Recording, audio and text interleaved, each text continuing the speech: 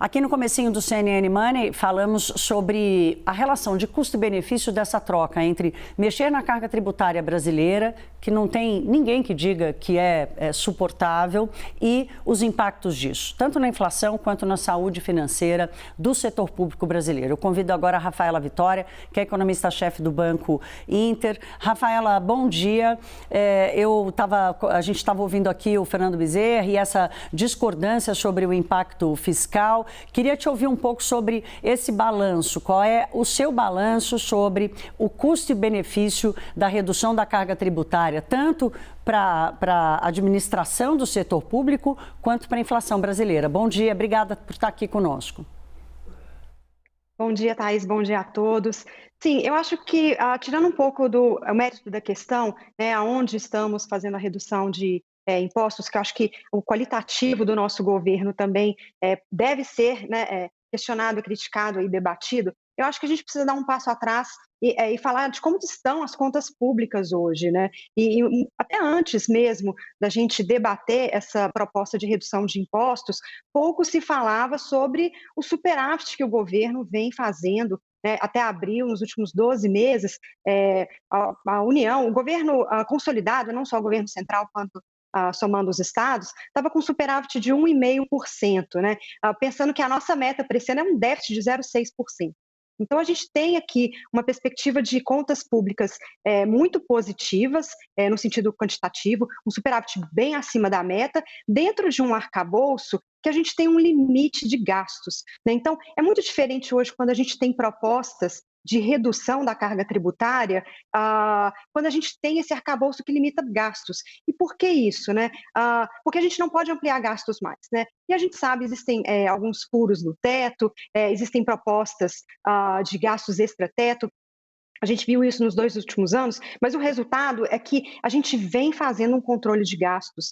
Nos últimos 6 anos, desde 2016, os gastos pararam de crescer no Brasil. Enquanto entre 2003 e 2016, os gastos cresciam a cerca de 6% ao ano em termos reais. Então, houve sim uma mudança nesse arcabouço fiscal, na gestão pública, né, de gastos no Brasil, e os gastos pararam de subir em relação ao PIB e em termos reais. Então, esse é um ponto de partida muito importante. Então, nesse momento que a gente faz superávit e a gente tem controle de gastos, vem esse novo debate que não estava prescrito na lei do teto, né? O que fazer com superávit inesperado, né, nesse momento? A gente devolve para a população na forma de redução de impostos ou a gente continua simplesmente abatendo dívida? Eu acho que esse é um debate importante. Obviamente que em ano de eleição, e uma proposta feita aí às pressas, deixa algumas dúvidas e espaço para muitas críticas, mas é um fato que o nosso arcabouço fiscal hoje deixou essa lacuna, né? O que fazer com um superávit significativo, bem acima da meta, sendo que você tem controle de gastos públicos hoje dentro das nossas leis fiscais. Não, a Rafaela traz esse ponto importante aqui, que essa mudança realmente aconteceu e a reforma da Previdência reforça um pouco essa trajetória, né, Rafaela? Mas ainda assim não consegue tirar a preocupação de muitos economistas, e você sabe disso. Eu queria te ouvir, mas o ponto que você traz é importante aqui, porque é a reflexão que o país precisa fazer em períodos de crise. Eu queria te ouvir agora sobre efeitos na inflação. Também trouxe aqui mais cedo a preocupação com assim, a redução do imposto vai baixar a inflação agora, mas vai fazer subir mais no ano que vem. Você está achando isso também? Como é que você enxerga o processo inflacionário e o Banco Central respondendo a ele?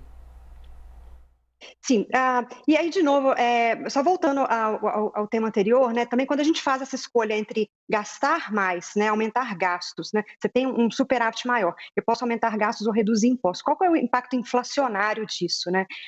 Então, vale lembrar que a opção gastar mais, que foi a nossa opção durante muitos anos, ela é muito mais inflacionária, e essa própria discussão com os estados sobre essa recompensa aos estados, por conta do ICMS, a gente já estava vendo, os estados já estavam superavitários e já estavam ampliando gastos na forma de aumentos de servidores, enfim, até outros gastos, como a gente viu em outras críticas, em gastos como shows, festas, etc. Então, assim, existe também essa preocupação, né? Gastos, né, se a gente tem um superávit acima da meta, e o governo amplia seus gastos, ampliação de gastos, ela é mais inflacionária do que a redução de impostos, né? Então, esse é um primeiro ponto, né? Então, a gente parte agora para uma expansão fiscal e existe, então, essa preocupação. Essa expansão fiscal vai ter um impacto na inflação?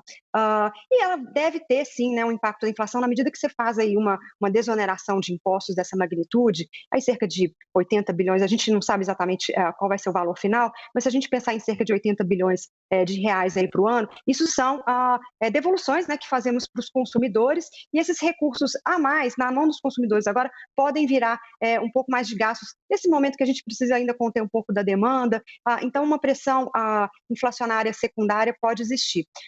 No primeiro momento, a gente tem sim uma redução de inflação, né, na medida que você tira ICMS aí, de combustíveis, energia, contas de água, a gente vai ter sim um impacto imediato na inflação.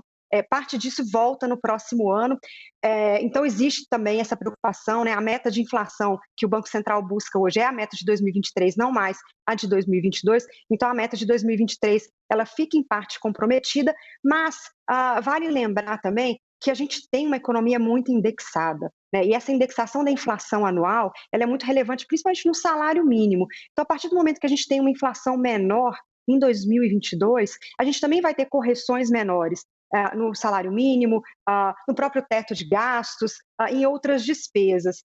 Então, não é tão certo ainda se o impacto inflacionário vai ser maior, né, em 2023 ou não. A princípio, eu creio que não. Eu acho que o impacto desinflacionário agora é menor do que a volta de uma parte dessa inflação no próximo ano. E a gente tem alguns benefícios secundários. Como eu falei, a gente tem uma desindexação menor.